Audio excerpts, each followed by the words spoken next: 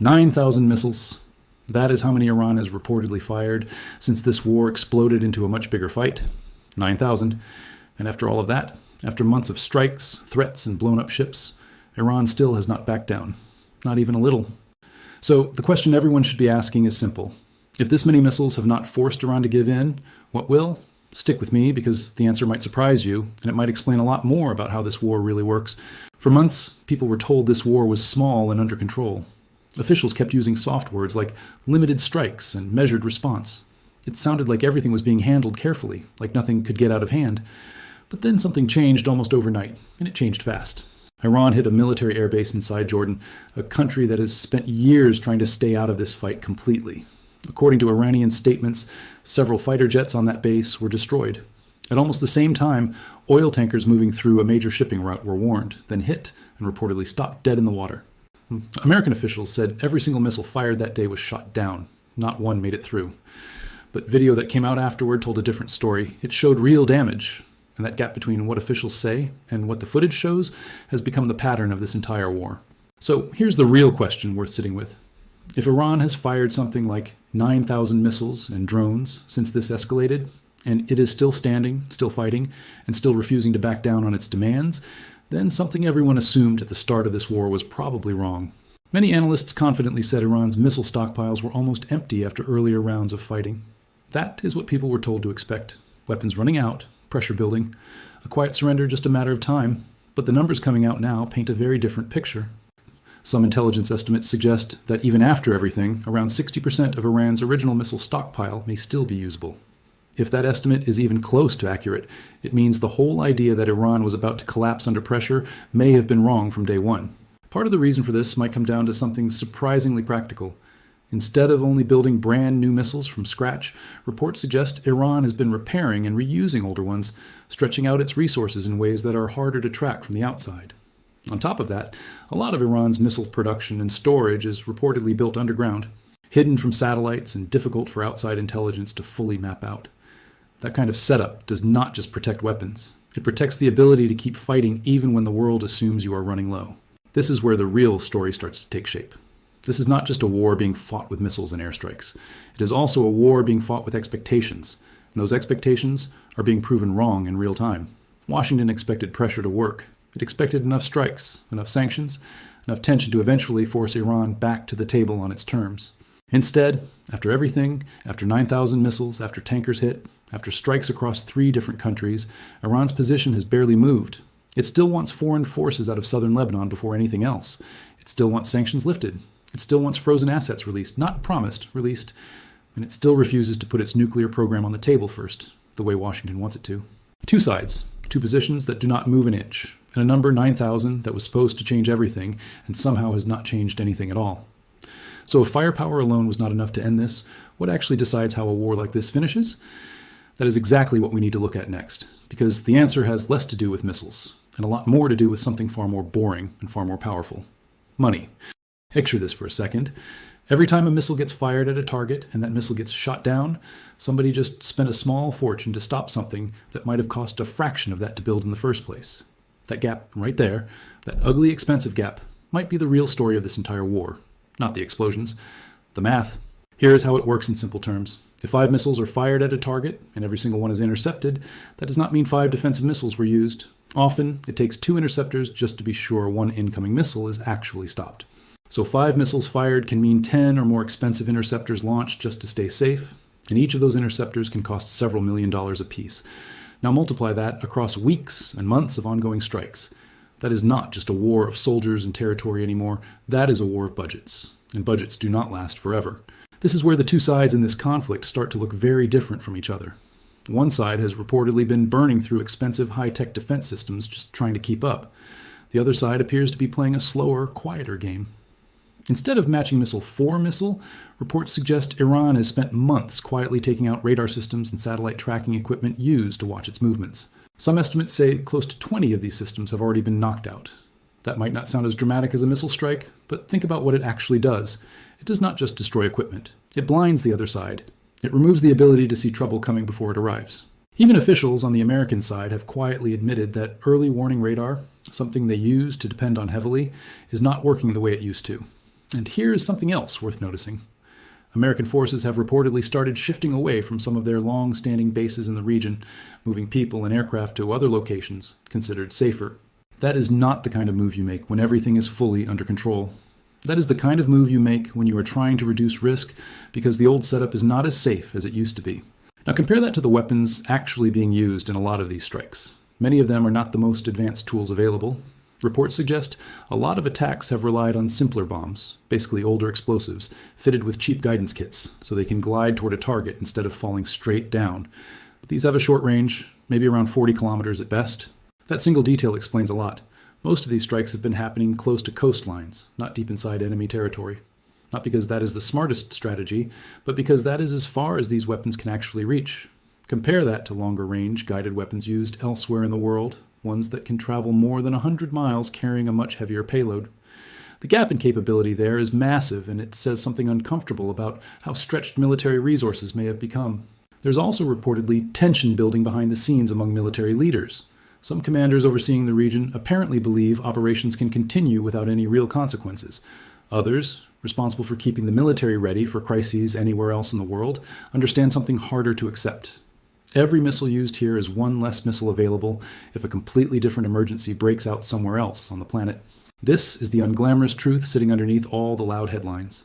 Wars are not just won or lost on a battlefield. They are shaped by supply chains, budgets, and how long each side can actually keep functioning under pressure.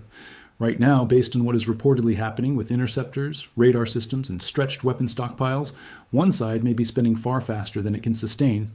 And if that is true, then the real turning point in this war might not come from a dramatic battle at all. It might come quietly, in a budget meeting, when someone finally has to admit there is not enough left to keep going the same way. So if money and resources really are running thin on one side, what does the other side's staying power actually look like up close? That is exactly where we need to go next.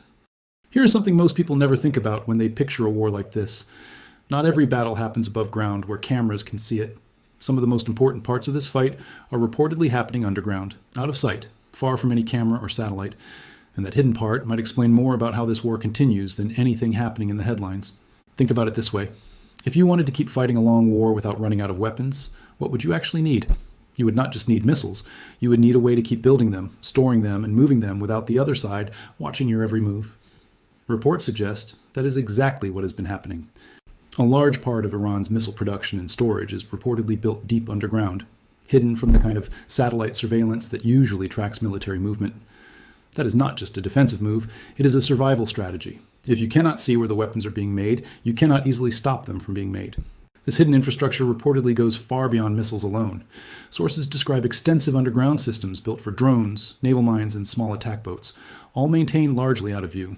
And behind all of that sits something even more important, a domestic supply chain that has apparently kept functioning despite years of heavy sanctions. That detail alone raises an uncomfortable question for anyone hoping this war ends quickly.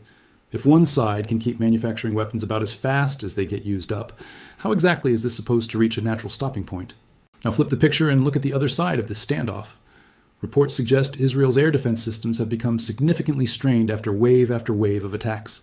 Even more concerning, damage has reportedly hit critical fuel refining infrastructure, the kind of facilities that produce diesel and aviation fuel, resources needed for both daily civilian life and continued military operations. If a renewed, concentrated attack were to target that weakened system, some analysts suggest there may not be much capacity left to stop it. And unlike some previous damage, this kind might not be something that gets quietly repaired and forgotten. It could represent damage that lasts much longer than anyone wants to admit publicly. That may explain something else worth noticing. According to insider accounts, there has reportedly been a quiet effort to keep public attention away from just how exposed some of these vulnerabilities really are. Nobody wants to hand an opponent a roadmap to their weak points. But here is the problem with staying quiet about a weakness.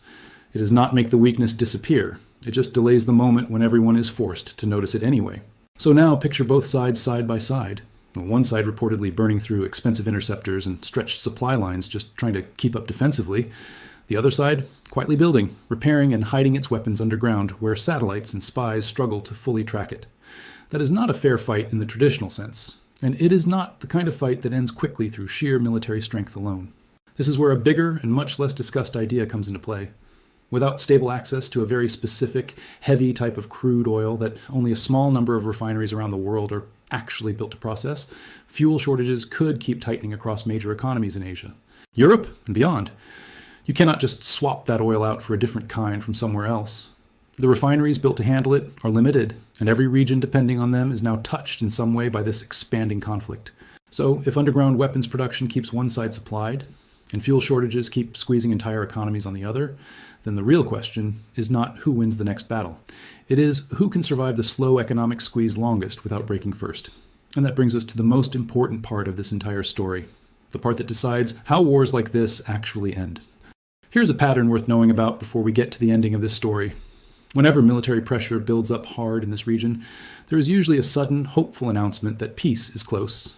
Officials say talks are progressing. They say the other side is exhausted and ready to negotiate. They say a resolution is right around the corner. And then, almost every single time, the fighting starts right back up again. Some analysts strongly suspect that same pattern is about to repeat here.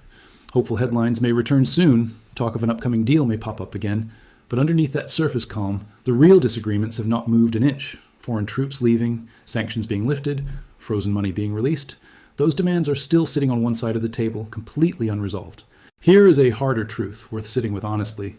The longer a war like this drags on, and the more countries get pulled into it, the fewer real paths toward peace actually remain open. Every new strike, every new country dragged into the fighting, makes it politically and strategically harder to just stop and walk away. And here is something uncomfortable that a lot of people avoid saying out loud. Sometimes ongoing conflict and instability actually benefits certain interests more than peace ever could. That is not a comfortable thought, but it is one worth considering honestly instead of brushing aside.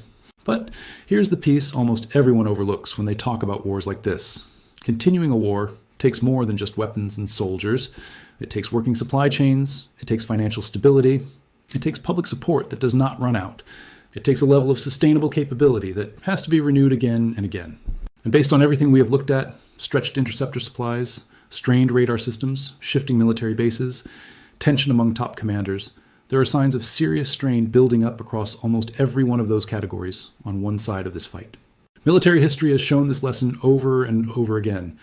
Raw power by itself cannot make up for exhausted logistics. You can have the most advanced weapons on the planet, but if you cannot keep replacing what gets destroyed and keep supporting operations month after month, that advanced technology eventually stops mattering the way it once did. There's a telling comparison worth mentioning here too. Years ago, an American aircraft carrier sailed confidently through the exact same strategic waterway that is now considered far too risky to approach. Today, that same level of confidence reportedly does not exist anymore. Major naval assets are apparently being kept at a cautious distance now. A quiet signal that the balance of power in this region may have shifted more than most people realize. So here is the big question worth sitting with. If the most powerful military system in the world is struggling to sustain a war against opponents once considered far weaker, what does that actually say about the true balance of global power today? Maybe real strength was never just about the size of an arsenal. Maybe it was always about endurance, about who can keep going the longest when things get expensive, exhausting, and hard. Based on nearly everything we have covered here, one side appears to be running out of that endurance a lot faster than officials ever expected. And that quiet shift, buried inside spreadsheets full of missile costs and fuel shortages, might end up mattering more in the long run than any single battlefield victory. Wars are rarely decided by the side making the loudest threats. They are usually decided slowly, painfully, by whichever side can keep functioning long after the other side runs out of options. If this conflict keeps moving the way it has been, the real turning point might not come from some dramatic military breakthrough at all. It might come quietly, in a closed room, during a budget review. In the moment, someone finally has to admit there simply is not enough left to keep pushing forward. And when that moment happens, the entire balance of power in this region, and possibly well beyond it, could shift in ways the world is not fully ready for yet.